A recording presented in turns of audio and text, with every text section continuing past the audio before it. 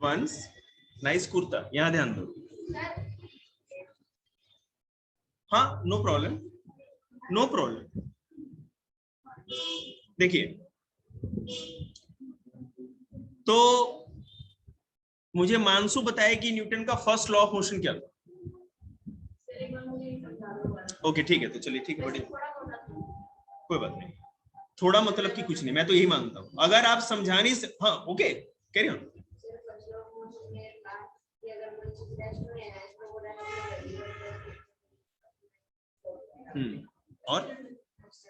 और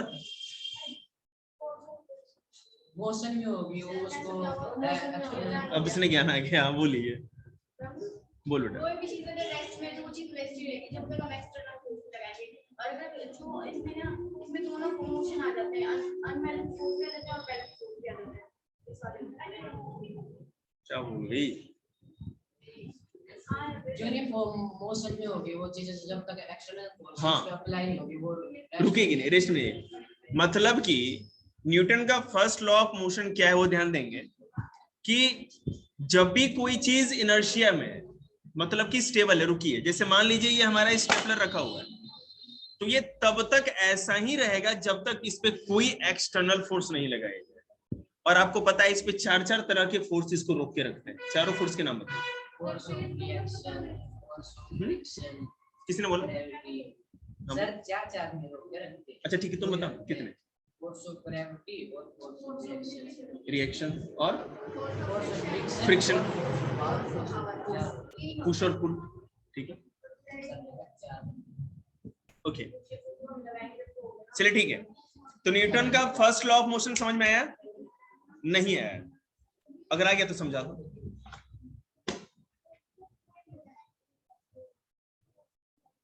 अब बोलो। अरे नाक नहीं, मुंह निकालना है ना। हाँ अब बोलो। ठीक है ठीक है ठीक है। देखो आप लोगों ने बैलेंस और अनबैलेंस फोर्स के ऊपर ही ज्यादा व्याख्या कर दी।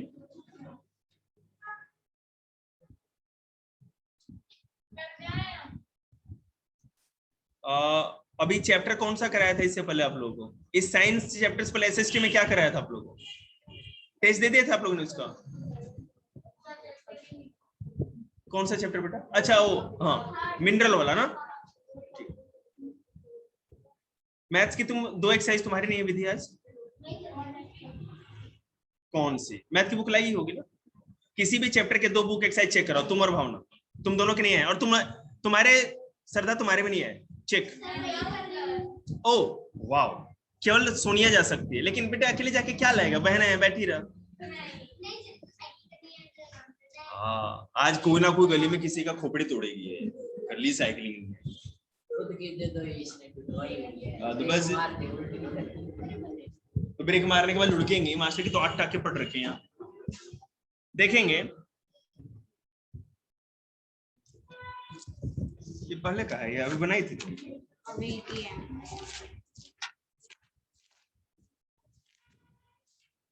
सचिन भैया आप तो दिखे अभी हमको, बैठे हैं आप। सचिन भैया बीएससी लाए हैं? क्या लाए हैं? निकालिए एक को। कोई एक चैप्टर का आपको पता ही है करना है। मरने दे, उससे क्या दिक्कत है? उसके लिए थोड़ी बैठेंगे हम लोग। यार इतना मत काम क्या करो भाई। लास्ट में ना एक साइन मार दो, हर पेज पे दो टिक मारो, एक ही मार दो। पल्स पोलियो दो बूंद जीवन थोड़ी है भाई। नोट से क्या है?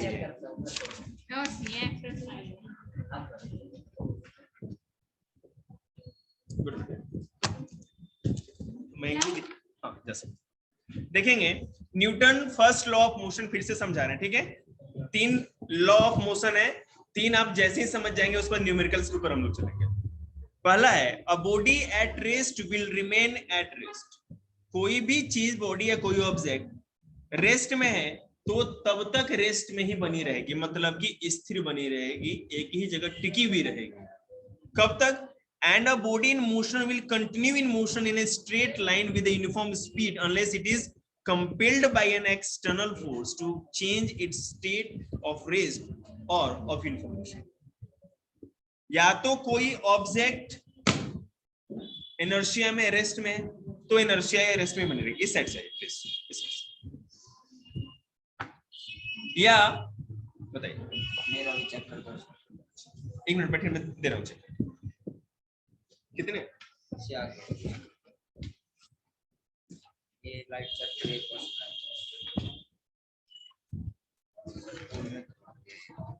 पूरे चैप्टर हो गया?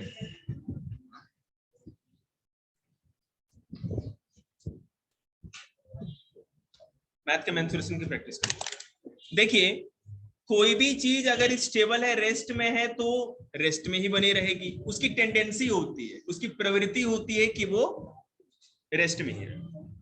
और कोई भी ऑब्जेक्ट यूनिफॉर्म मोशन में हो, मतलब एक फिक्स टाइम पीरियड पे फिक्स टाइम स्पीड में स्ट्रेट लाइन में मोशन करता है। मेरी बात समझने की कोशिश करिए। बाइक आपने स्टार्ट की, एक्सीलेटर दिया, 60 की स्पीड पहुंचाई। अब तब तक वो बाइक 60 की स्पीड में ही रहेगी, उसको बनाए रखेगी जब तक कोई एक्सटर्नल फोर्स अप्लाई नहीं होता। या तो आप एक्सीलेटर बढ़ा करके 60 से 70 80 पहुंचा दो, हाँ, या तो एक्सीलेटर कम कर दो, या तो ब्रेक अप्लाई कर दो, नहीं तो इंजन ही बंद कर दो, तो फ्रिक्शन फोर्स उसको रोक देगी। ठीक है, तो कभी भी स्ट्रेट लाइन में यूनिफॉर्म मोशन अगर बना रहे तो बना ही रहेगा। कोई भी ऑब्जेक्ट जो यूनिफॉर्म मोशन में चलते, यूनिफॉर्म मोशन मतलब in straight line in a same speed. ठीक है, एक फिक्स स्पीड में स्ट्रेट लाइन में कोई ऑब्जेक्ट जब मूव करती है तो उसको यूनिफॉर्म मोशन करती है। कोई भी ऑब्जेक्ट यूनिफॉर्म मोशन में है तो यूनिफॉर्म मोशन में ही रहेगी। अब डिपेंड करता है कि आप उस पर अलग से एक्सटर्नल फोर्स अप्लाई करो। उसके अंदर कुछ भी ऐसा नहीं है जिसके जो उसका रेसिस्ट करे या उसको रोके इस स्पीड के अगेंस्ट में जाकर के। बाइक अपने आप कुछ भी नहीं करेगी, आपके हाथ हैं जो एक्सीलेटर को बढ़ाएंगे या घटाएंगे। आपके जो भी ब्रेक्स अप्लाई करने वो आपको करना है। सड़क आप मान लो कि पैडलिंग कर रहे हो, ठीक है, साइकिलिंग कर रहे हो, जिसे पैडलिंग मतलब। अब देखिएगा, एक पहाड़ है, उससे नीचे साइकिल आ रही है। ठीक है, आपने देखा होगा किसी ब्रिज से जब हम लुढ़कते हुए आते हैं, मतलब कि स्लाइड करते हुए, एकदम स्पीड में रहते हैं, और वो जैसे ही वो ब्रिज खत्म होकर के स्ट्रेट हो जाती है सड़क, तो धीरे धीरे धीरे धीरे जाते जाते जाते कुछ दूर जाकर के आपकी साइकिल रुक जाती है, क्योंकि यहां पर आपका फ्रिक्शन ज्यादा अप्लाई होता है। ये मैंने जो एग्जांपल दिया है ये इसके लिए अच्छा एग्जांपल नहीं है। और जो ये पहाड़ से या ब्रिज से जो साइकिल लुढ़क रही है, वो न्यूटन के फर्स्ट लॉ ऑफ मोशन में क्यों फिट नहीं होती है, पता है आपको? बोलो।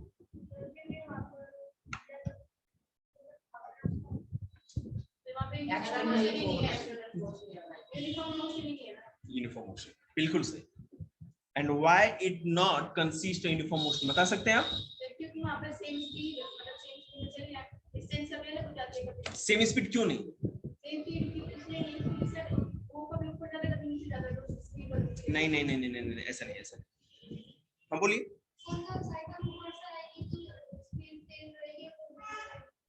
नहीं बेटा, थोड़ा सा आप गलत हो गए। मैं आपको बता रहा हूँ, जैसे जैसे वो साइकिल है ना, जैसे ऊपर से स्लाइड करते आ रही है, बिल्कुल अगर फ्लैट सड़क पे आ गई तब तो उसकी स्पीड कम होनी ही है, लेकिन जब तक वो स्लाइड पे रहेगी ना, तो जैसे जैसे वो जितनी नीचे आती जाएगी, हाँ, एक्सेलरेशन बढ़ता जाएगा, स्पीड बढ़ती जाएगी, due to the gravity of our earth. हमारे अर्थ की ग्रेविटी का एक खासियत है कि कोई चीज जब ऊपर से, ये छोटू कॉन्सेप्ट, बड्डू कॉन्सेप्ट, तो जैसे जैसे, अच्छी बात है। अरे तुम इसको बंद करो ना टेस्ट का, तुम सुनो ना यार, यहाँ लफोन दो, तुम तो पढ़ने वाले बच्चे हो, टेस्ट का क्या करना है? देखो, कोई भी चीज ऊपर से गिरी, छत से जब चीज गिरती है ना नीचे, तो छत से आई नीचे आई, स्पीड उतनी रहेगी, लेकिन जैसे जैसे वो धरती के, पृथ्वी के नजदीक आती जाएगी, उसकी स्पीड और बढ़ती चली जाएगी। समझ रहे? ग्रेविटेशन जब चैप्टर आपको कराएंगे तो मुझे लगता है कि बहुत बच्चों के ऊपर से बहुत सारी बातें निकलेगी, लेकिन मैं समझाने की कोशिश आपको करूंगा। ग्रेविटेशन का ये फंडा है, उसका ये कॉन्सेप्ट है कि जो चीज जितनी ही ज्यादा नजदीक होगी उस पर उतनी ही ज्यादा ग्रेविटी लगेगी। और छत से कोई चीज नीचे क्यों गिरी, किस कारण से? ग्रेविटी के कारण। इसका मतलब है कि चीज जितनी धरती के नजदीक आते जाएगी उस पर ग्रेविटी उतनी ही ज्यादा लगेगी और स्पीड उस पर कर देगी। ठीक है, और आपको पता है ग्रेविटेशन का एक सिंपल सा कॉन्सेप्ट आपको पहले भी बताया है, या मेरे 4th और 5th क्लास वाले बच्चे ज्यादा मेरे से पूछ के निकल जाते हैं कि कोई भी ऑब्जेक्ट जितनी ज्यादा नजदीक रहेगी उस पर ग्रेविटी उतनी ही ज्यादा लगेगी। ये सिंपल सी बात है, और इसके ऊपर ही पूरा का पूरा हमारा उपग्रह तंत्र और सैटेलाइट सिस्टम काम करता है। समझ रहे हैं? मून 27 डेज में पूरे अर्थ का एक रोटेशन करती है, लेकिन कुछ घंटों में ही एक जो आर्टिफिशियल सैटेलाइट है अर्थ के चारों तरफ चक्कर लगा लेती है। और ऐसा इसलिए होता है क्योंकि जो आर्टिफिशियल सैटेलाइट है वो मून के कंपेरेटिवली अर्थ के बहुत ज्यादा नजदीक होती है। हम लोग 600-700 किलोमीटर की हाइट पे भी वो सैटेलाइट को लॉन्च कर सकते हैं अर्थ के सरफेस से। स्पीड बहुत ज्यादा होती है, 20,000 30,000 इस तरह से स्पीड होती है भाई उसकी, है ना, पर आवर की स्पीड। हाँ जी, तो अर्थ कोई छोटी चीज थोड़ी है, धरती छोटी है, पृथ्वी तो बहुत बड़ी है ना। देखेंगे तो फर्स्ट लॉ ऑफ मोशन समझ में आया थोड़ा बहुत आप लोगों को? आगे ध्यान देंगे। Inertia is that property of a body due to which it resist a change in its state of rest or of uniform motion. Inertia किसी भी बॉडी या किसी भी ऑब्जेक्ट का एक गुण होता है। इनर्शिया मतलब कि जड़त्व कह सकते हैं, हिंदी में जड़त्व कहते हैं। इनर्शिया बता रहे हैं बेटा, ये चीज यहां पर है मतलब जमी हुई है, ठीक है, नहीं तो फ्लॉट करते रहती जी।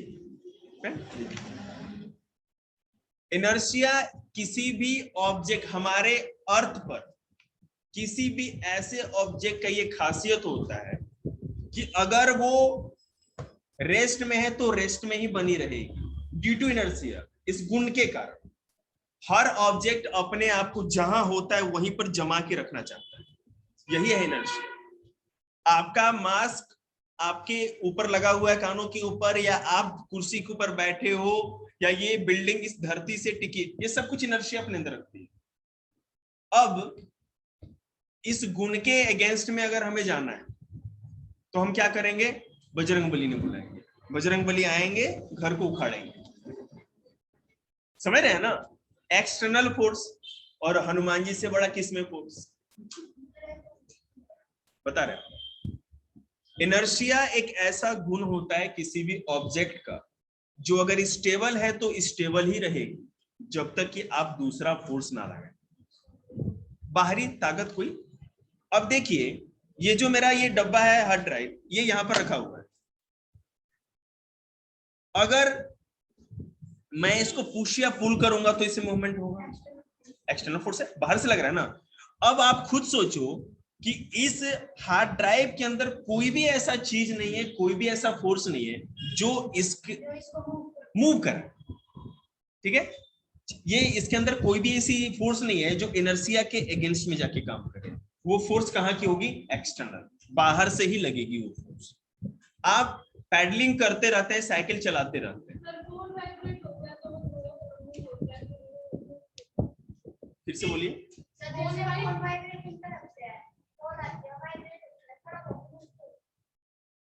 वाइब्रेशन से तो एक फोर्स जनरेट होती है ना, वाइब्रेशन एक फोर्स है। आपका फोन छोटा सा वाइब्रेशन और अर्थ को एक बहुत बड़ा वाइब्रेशन होता है।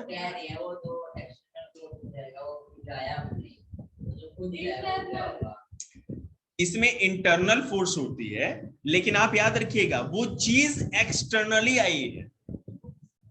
आपका फोन ऑटोमेटिक वाइब्रेट नहीं होता, आपने टाइम या तो टाइम सेट कर रखा होगा, तो जब टाइम होगा तभी वो वाइब्रेट होगा, ठीक है, या ये तो मैकेनिकल चीज है ना।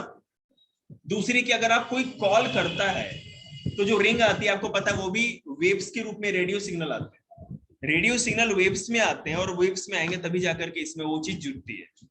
इसके अंदर मैकेनिकल, जैसे आप वो क्या कहते हैं डोरबेल, अभी इलेक्ट्रिक करंट में 7th क्लास को डोरबेल पढ़ाया था, तो इलेक्ट्रिक बेल अपने आप तो वाइब्रेट करती नहीं ना, उसके ऊपर तो हमने बाहर से मैकेनिकली उसमें कुछ ना कुछ फोर्स डाला है हमने, समझ रहे हैं ना ये बात। आगे देखिएगा। और हाँ, इनर्शिया का दूसरा कॉन्सेप्ट क्या है कि कोई भी ऑब्जेक्ट एक तो अगर स्टेबल है तो स्टेबल रहेगी, और कोई चीज अगर मूव कर रही है यूनिफॉर्म मोशन में तो वो मूव ही करती रहेगी। जैसे मान लो कि आप साइकिल चला रहे हो सेम स्पीड से, अब मान लीजिए कि सामने आके खली आ गया या 10 फुट की दीवार, खली खली मतलब बस ऐसा है ना बेटे, जिसको देख के तू 2 दिन खाना नहीं खाए, भूंडा आदमी। तो मान लीजिए खली से आप टकराएंगे तो आपका है ना जो ये यूनिफॉर्म मोशन है वो ब्रेक हो जाएगा, रुक जाएगा। और नहीं तो अगर दीवार से अगर नहीं हो तो आप दौड़ते हुए जाइए, दीवार से टक्कर मारिए, क्या होगा, आप रुक जाएंगे ना, बिल्कुल। तो वो एक्सटर्नल फोर्स। आगे देखेंगे। Greater the inertia of a body, greater will be the force required to bring a change in its state of rest or of uniform motion. जितना ज्यादा इनर्शिया होगा। अच्छा, यहाँ पर 9th क्लास के बच्चे हमको बताएंगे कि कैसे आप बता सकते हो कि किसमें कम इनर्शिया है और किसमें ज्यादा इनर्शिया। बिल्कुल सही। जिस कौन कपिल शर्मा शो थोड़ी है बेटे, आजकल तो है ना वो भी कॉमेडी नहीं कर पा रहा है, चार्ज ही तो नहीं कर सकते हर बार, नहीं तो हमारा चार्ज देने वाला कौन बचेगा फिर यहाँ। देखिएगा किसमें कितना ज्यादा इनर्शिया है वो उसके मास पे डिपेंड करता है, ठीक है। मैं पंडित जी ने उठा नहीं सकता, हमारे पास छोटे डोले, लेकिन ट्राई करूं तो वंश को थोड़ा बहुत दाएं बाएं कर सकता हूं, थोड़ा बहुत, क्योंकि पंडित जी में मांस नहीं मास ज्यादा है, मास ना ना। शुभम भाई, आप में ज्यादा वेट है या मेरे में? मेरे में ज्यादा है, चलिए ठीक है, कोई बात नहीं। तो मास का मतलब होता है, इनर्शिया का मतलब जिसमें जितना मास। देखिएगा हम लोग फिजिक्स में वेट शब्द का यूज नहीं करते, वेट के लिए ही मास यूज किया जाता है, ठीक है। पर यूनिट जो उसका पार्टिकल होता है किसी भी ऑब्जेक्ट का, उसका जो वेट होता है उसी को हम उसका मास कहते हैं। आगे जाके धीरे धीरे आप लोग को सीखने को और मौका मिलेगा। तो कहने का मतलब greater the inertia it means greater the mass. अगर किसी में इनर्शिया ज्यादा है मतलब इसको अगर मूव करने के लिए, इसको मैंने मूव कर दिया, टेबल को इतने फोर्स पे ज्यादा मूव नहीं कर सकते क्योंकि इसमें मास ज्यादा है और इसमें कम, सिंपल है। तो जिसका जितना मास होगा इनर्शिया उतना ही ज्यादा, और उसी तरह उसको रोकने के लिए हमको क्या कहते हैं, फोर्स भी उतना ही ज्यादा लगना पड़ेगा। समझने की कोशिश करें। अगर नहीं वो एग्जांपल सेट नहीं करेगा, चल ठीक है आगे चलते हैं, बाद में देखते हैं। जैसे मान लीजिए कोई साइकिल चलाते हुए है ना, छोटा बालक आ रहा है, समझ रहे हैं, ऐसे है ना, ऐसे कर दो शक्तिमान की तरह रुक जाएगा, बात समझ रहे हैं।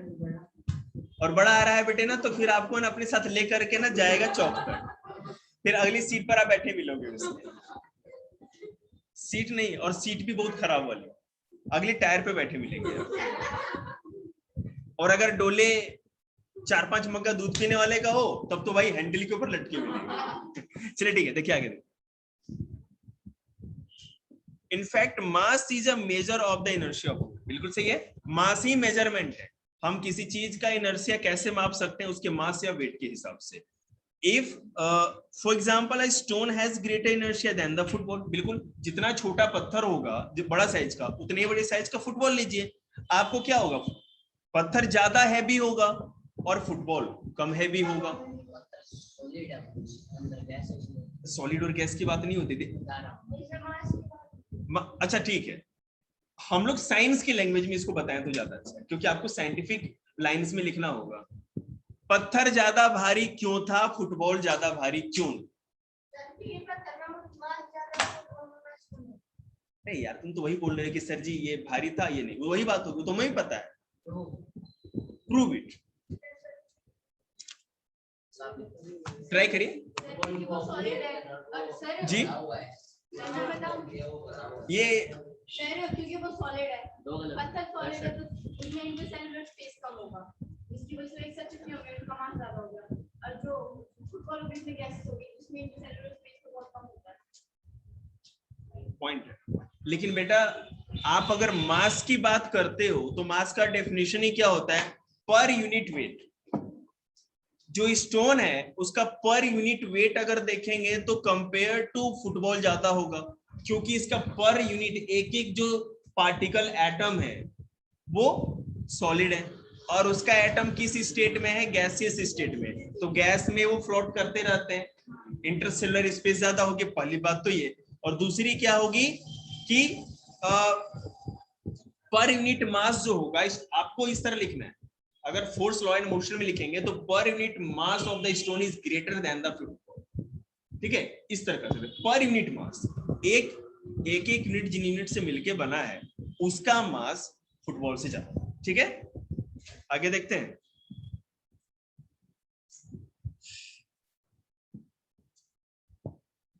बॉल भी है, ग्लास, कॉइन, ये सब तो देखा ही आपने। हाँ, एक एग्जांपल भी दिया था आप लोगों को कॉइन और पोस्ट कार्ड वाला।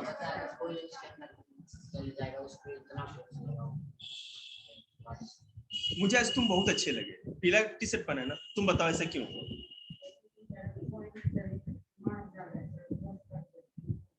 बिल्कुल, पोस्ट ग्लास है, इसके ऊपर एक पोस्ट कार्ड रखिए और बीच में कॉइन रखिए पोस्ट कार्ड के ऊपर। आप जब स्ट्राइकर की तरह पोस्ट कार्ड को मारेंगे तो कॉइन, ये क्वेश्चन केवल बताता है, आंसर नहीं बताता। हाँ तुम बोलो। हाँ बिल्कुल, आपका जो फोर्स था एक्सटर्नल फोर्स वो इतना था कि पोस्ट कार्ड को मूव करा सके, पोस्ट कार्ड की इनर्शिया को मूव करा सके, लेकिन क्वाइन की inertia compare to post card ज्यादा है। और क्यों है लक्ष्य, क्यों है ऐसा? क्योंकि क्वाइन का पर यूनिट मास ज्यादा है, ये भी याद रखिएगा, बात समझ रहे हैं ना? क्वाइन का पर यूनिट मास ज्यादा है क्योंकि जिस मटेरियल का बना है कागज के कंपेयरली वो मेटल का बना है जिसका पर यूनिट मास ज्यादा होगा। बात समझ रहे हैं? अगर वहां पर अगर आप किसी दूसरे मटेरियल का रखते जो हल्का वेट का रहता तो भी पोस्ट कार्ड के साथ निकल जाता। ठीक है, आगे देखिए, तुम्हें समझ में आया निकी? ठीक है निकिता। हाँ बिल्कुल जाएगा, बिल्कुल जाएगा। अगर आप इतना ही ज्यादा फोर्स लगा दें, इतना कस के मार दे, खली के मुक्के ले आए स्ट्राइकर, तो निकल जाएगा भाई। अब खली के तो अगर ये स्ट्राइकर की तरह मार दे तो पूरा हो सकता है गिलास भी बाहर आ जाए। कोई नहीं बेटे, विश्वास है वही रख दे, कर ले जितना हो सके, आगे भी कर ले। कौन बुक ले गया? सोनी देना बेटा एक बार साइंस बुक बेटा, तुम्हारा काम है जाके ले लो। देखना, अब we will now consider the second part of the first law of motion. हमने फर्स्ट लॉ ऑफ मोशन में अभी इनर्शिया आपको समझाया है, ठीक है? इनर्शिया में जो चीज रेस्ट में रहती है रेस्ट में रहेगी। अब मैं ये समझाऊं कि जो यूनिफॉर्म मोशन में कोई चीज है वो उसी तरह बनी रहेगी, कैसे होता है वो देखते हैं।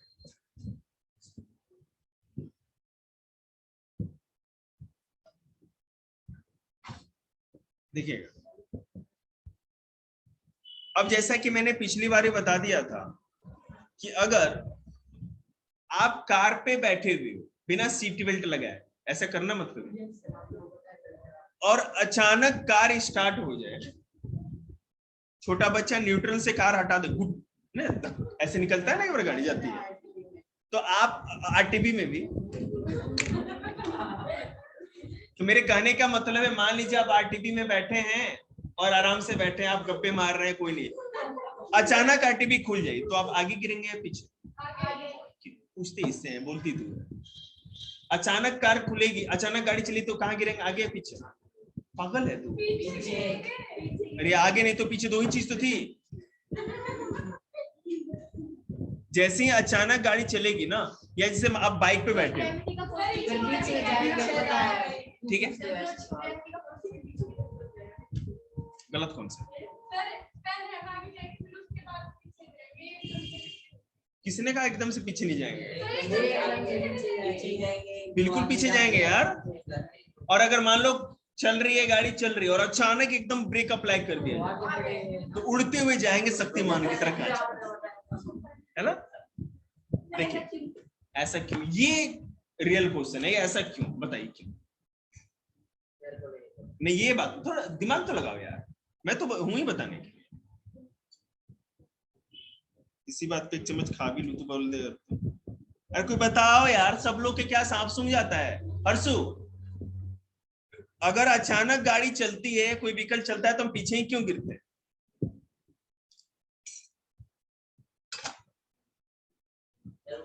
साइंस है ना आप लोग के यहाँ रहती है, आत्मा में नहीं रहती। अचानक व्हीकल चलेगा, उसका फोर्स आगे को जाएगा, हमारा फोटो क्या है भाई, अपने अंदर बैटरी लगवा रखे हैं? सर हमारी बॉडी रेस्ट में रहती है और वो फोर्स एकदम से बाइक आगे लगाती है तो इसके पीछे जाता है। अच्छा दिमाग लगा है, लेकिन आधा।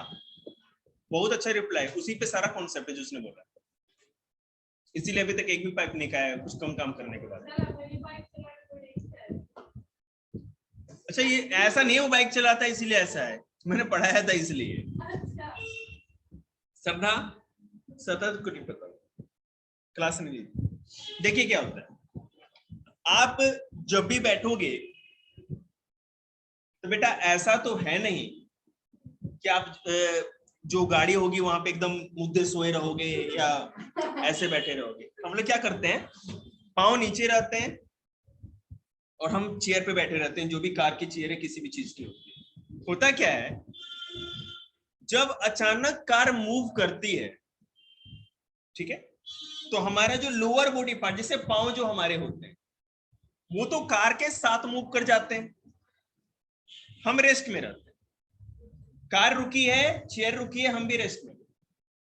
अब अगर अचानक जैसे मान लो, मेरी बात समझिए, आप बैठे हुए, आपकी चेयर यहाँ इस फर्श पे लगी हुई है, इसी को जस्ट इमेजिन करिए कार में, तो वो चेयर कहाँ लगी हुई, कार की निचली बॉडी पे, जो उसका फ्लोर होता है कार का या किसी भी व्हीकल का। तो जब कार चलेगी तो कार के साथ साथ क्या चलेगी, उसकी फ्लोर कार के साथ अटैच है, और कार के फ्लोर के साथ क्या अटैच है, चेयर। और चेयर पे आप अटैच हो, मतलब आप कहाँ अटैच हो, आपका जो लोअर पार्ट है कमर के नीचे का, मतलब जहां बैठे हैं और जो पांव है आपका वो कार के साथ है, लेकिन जो ऊपरी हिस्सा है वो इन एयर है।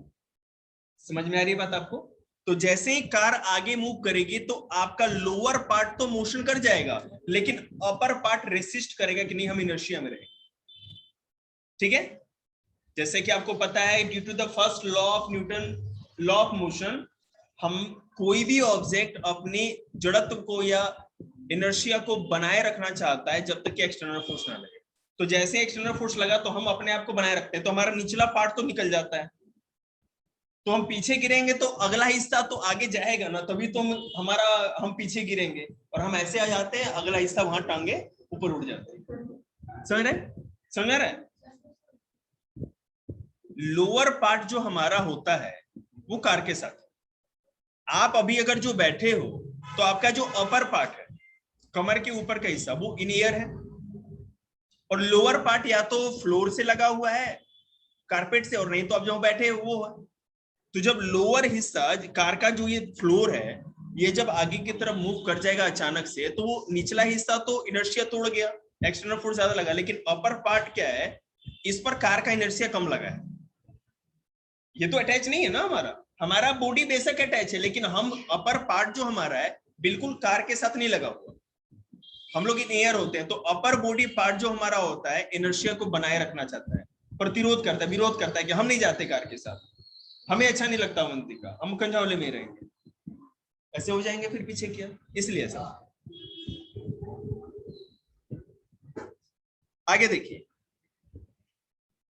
और जस्ट अपोजिट उसमें होता है, जैसे कि मान लीजिए कार चल रही है, कोई व्हीकल चल रहा है, आप साइकिल चला रहे हो, जैसे ही आप साइकिल चलाते हो और ब्रेक अप्लाई करोगे तो क्या होगा, अगला ब्रेक मारने पे मोस्टली क्या होता है, सीधे हम लोग सर हमारा नीचे आता है, बिल्कुल समझ रहे हैं? हमारा जो पूरा बॉडी था वो सब कुछ मोशन में था, ठीक है। और ब्रेक हमारा सबसे पहली बात है कि लोअर बॉडी मोशन में होता है हमेशा, तो ब्रेक लगा तो सब चीज मोशन में थे और मोशन रुक गया, तो किसका रुका? निचले हिस्से का। तो निचला पीछे रह जाएगा, पीछे रुक गया, तो आप अगला तो आगे ही जाएगा ना। ये देखो 8 टाके होता है, फोटो दिखा देंगे। हाँ बिल्कुल, अगर सीट बेल्ट लगा दें तो न्यूटन का first law of motion apply नहीं होगा। साइकिल में कौन सी सीट बेल्ट आ हाँ, साइकिल की बात नहीं कर रहे हैं हम।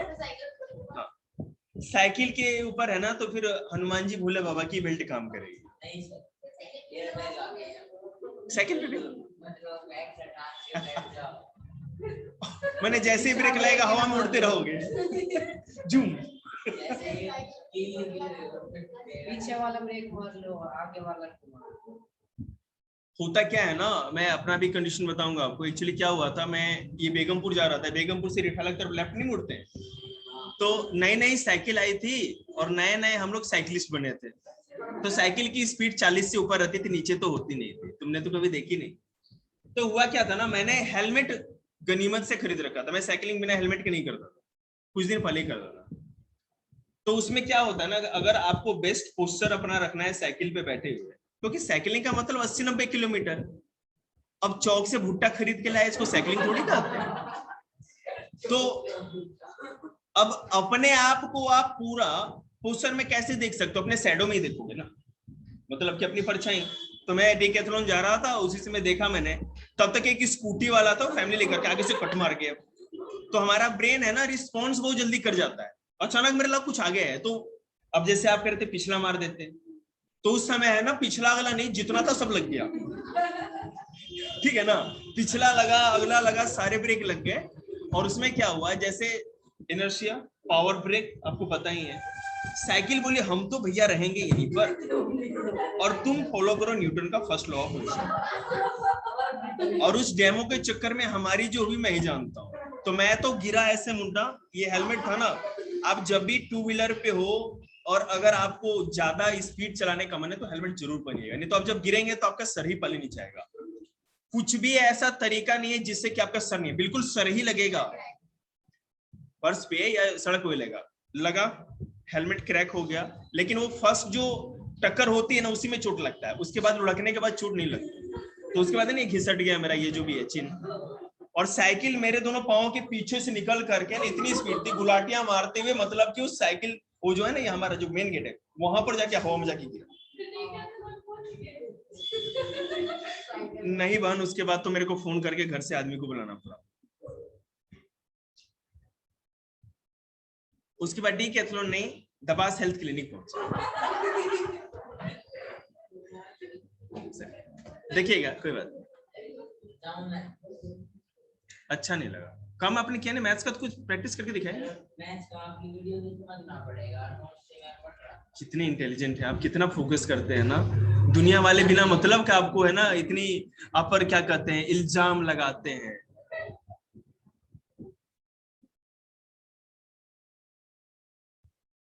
मैं ये कर रहा था ना कि ये जो मेंस्ट्रुएशन का नहीं, आप कोई भी चैप्टर का चाहो तो per day 2 exercise book exercise करके दिखानी है आपको। तो बुक निकालिए, स्टार्ट हो जाए, एक एक्सरसाइज तो कर ही दीजिए। नहीं मैंने तो कब का बता रखा है, ये कब का था? आप जिस दिन नहीं आए थे। कल क्यों की थी आपने? हैं? सोचे कि एक दिन तो कम खून पिलाएं। We have seen that when a car or bus starts suddenly, the passenger fall backward। ये सब तो हो गया, आगे पीछे क्यों गिरते, आगे चलते हैं। देखिए सेकंड पार्ट फर्स्ट लो। देखिए,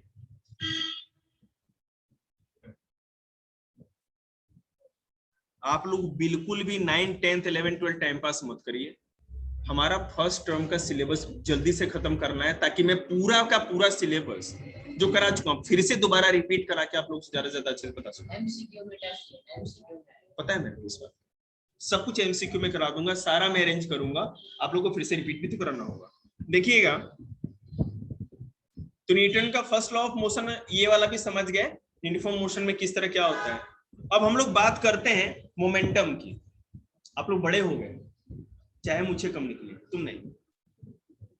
मोमेंटम का मतलब क्या होता है, आखिर ये मोमेंटम क्या है, पहली बार सुनने को मिला हम लोगों को, आपको। इन ऑर्डर टू अंडरस्टैंड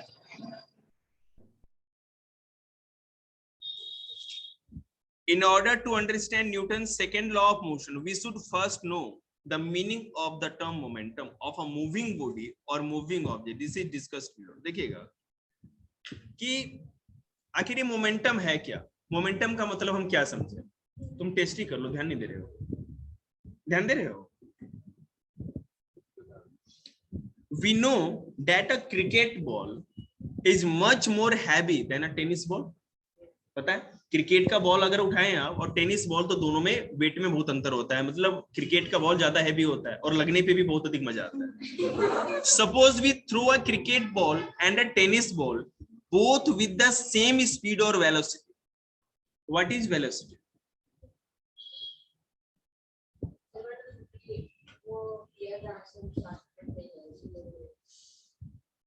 आता माजी से टकली हुई है। Motion with direction, motion with direction है और उसकी दो पार्ट होते हैं, कौन सा वो बताओ। नहीं, we know that a cricket, ये तो पता है कि अगर आप क्रिकेट बॉल और टेनिस बॉल का एग्जांपल ले तो दोनों क्या होगा कि अलग अलग वेट का है, मतलब कि मास डिफरेंट है। इतना क्लियर हो गया। अब मैं कहूं कि suppose we throw a cricket ball and a tennis ball both with the same speed और वेलोसिटी, हम सेम स्पीड या सेम वेलोसिटी से दोनों को फेंकें, ठीक है। It will be found that more force is required to stop the cricket ball and less force is required to stop the tennis ball which has less mass. बिल्कुल हमें पता है, आपको ज्यादा पता होगा, हमें तो कम पता है कि क्रिकेट बॉल को रोकने के लिए अगर सेम मोशन में है, ठीक है, सेम स्पीड और वेलोसिटी में, अगर मान लो कि क्रिकेट बॉल और टेनिस बॉल है, तो क्रिकेट बॉल को रोकने के लिए हमको ज्यादा फोर्स लगाना पड़ेगा compare to tennis ball. Tennis ball के लिए कम फोर्स लगाना पड़ेगा। और पहली बात तो आपको पता है, क्योंकि टेनिस बॉल में कम मास है और क्रिकेट बॉल में ज्यादा मास है, ठीक है। So we conclude that the force required to stop a moving body is directly proportional to its mass. मतलब समझने की कोशिश करें, किसी भी चीज को, ठीक है, एक मूविंग ऑब्जेक्ट, मूविंग बॉडी को रोकने के लिए, ठीक है, मूविंग बॉडी को रोकने के लिए जो फोर्स की रिक्वायरमेंट होती है, जरूरत होती है, वो उसके मास के अनुपात में होता है, प्रोपोर्शनल। मतलब जितना ज्यादा मास होगा आपको उतना ही ज्यादा फोर्स लगाना पड़ेगा। अब उसी स्पीड से मान लो कोई क्या कहते हैं, चिड़ी बल्ला का फेंक दे तो फूक मार दो तो रुक जाए, है कि नहीं। टेनिस बॉल के लिए थोड़ा ज्यादा, क्रिकेट बॉल के लिए ज्यादा, और कोई लोहे का बॉल है तो भैया रोकिए मत, जान दे भाई, साइड है इधर, आजा रास्ता है। और अगर तोप का गोला आ रहा है तो भैया जी नमस्ते, फिर आप जूम शक्तिमानों के ऊपर ही उड़ जाएगा, रोकने की कोशिश ना करें।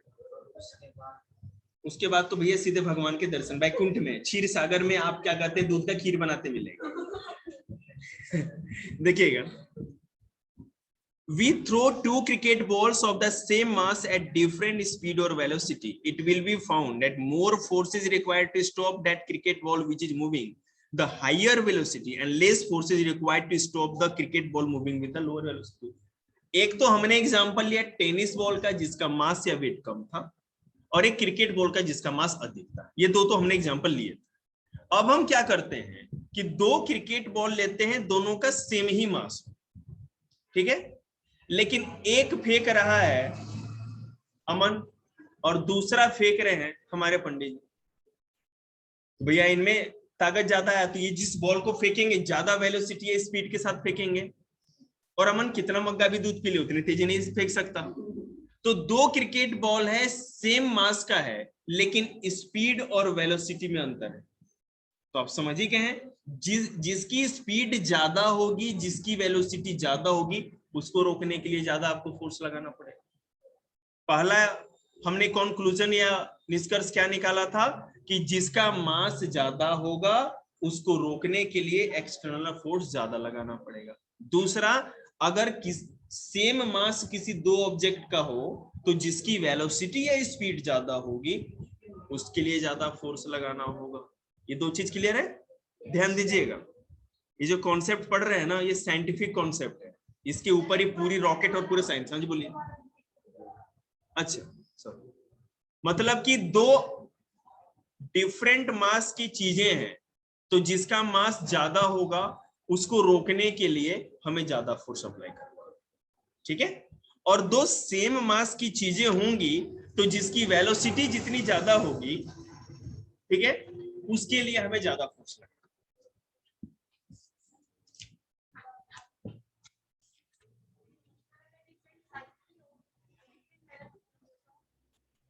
एक सेकंड, फिर से बोलिएगा। साइज को मैटर ही नहीं करता, मैं मास और वेलोसिटी की बात कर रहा हूं। बताया ही तो मैंने, डिफरेंट मास हो गया दो क्रिकेट बॉल का सेम मास है, हाँ, तब भी उसी तरह होगा। एक तो मास जिसका ज्यादा होगा, ठीक है, ये क्वेश्चन है, लेकिन डिपेंड करता है ना कि जिसका मास ज्यादा है ना उसकी वेलोसिटी कितनी कम। अगर उसकी वेलोसिटी ज्यादा होगी तब तो बात ही खत्म होगी।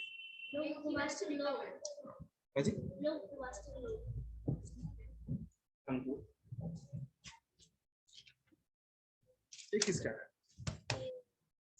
हमारे नाम की लड़की रहती है पे जब पढ़ने आती रहती है। खरबूजे को देख के खरबूजा रंग बदल रहा है, क्यों सर? मतलब गुड कमेंट।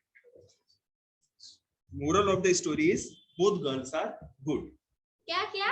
बोथ गर्ल्स अच्छा, आर both। गुड। वो दो नहीं कहा, देखेंगे उसका अभी आंसर मिल जाएगा।